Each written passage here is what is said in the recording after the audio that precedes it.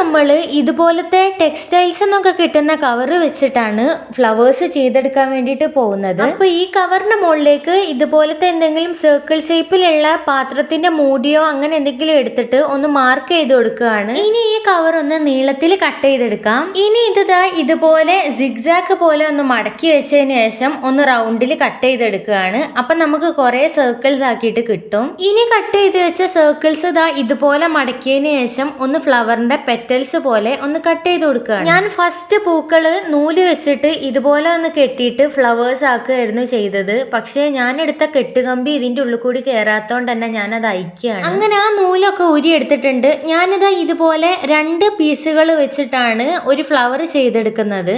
അപ്പോൾ അതിനായിട്ട് ഞാനിതാ കെട്ടുകമ്പി ഇനി എടുത്തിട്ടുണ്ട്. ഇനി ഇതിന്റെ ഉള്ളിൽ കൂടി ഒന്ന് ഇറക്കി കൊടുക്കുക.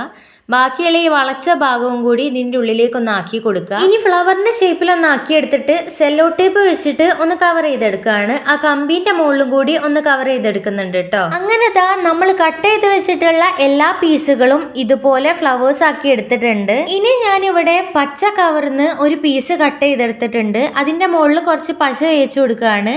ഇനി ഈ കമ്പിയുടെ മുകളിലേക്ക് ഒന്ന് തിരിച്ച് ഒട്ടിച്ചു കൊടുക്കുകയാണ്. എല്ലാ തണ്ടിന്റെ മുകളിലും പച്ച കവർ ചുറ്റി എടുത്തിട്ടുണ്ട്. ഇനി അതിന്നൊരു നീളത്തിലുള്ള പൂവ് എടുത്തിട്ടുണ്ട്. ഇനി വേറൊരു പൂവ് എടുത്തിട്ട് ഇതിന്റെ മുകളിലേക്ക് ഒന്ന് തിരിച്ചു വെച്ച് കൊടുക്കുകയാണ്.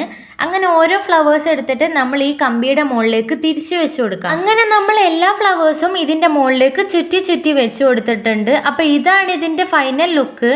അപ്പം നമ്മുടെ ഫ്ലവർ എങ്ങനെയുണ്ടെന്ന് എല്ലാവരും കമൻറ്റ് ചെയ്യുക. സിമ്പിളായിട്ട് ചെയ്തെടുക്കാൻ പറ്റുന്ന ഈ ഒരു ഫ്ലവർ എല്ലാവരും ഒന്ന് ട്രൈ ചെയ്ത് നോക്കുക. അപ്പം നമ്മുടെ ഫ്ലവർ ഇഷ്ടപ്പെട്ടെങ്കിൽ ഒന്ന് കമൻറ്റ് ചെയ്യുക. പിന്നെ ഇഷ്ടമായാൽ ലൈക്കും സബ്സ്ക്രൈബും ചെയ്ത് സപ്പോർട്ട് ചെയ്യണേ.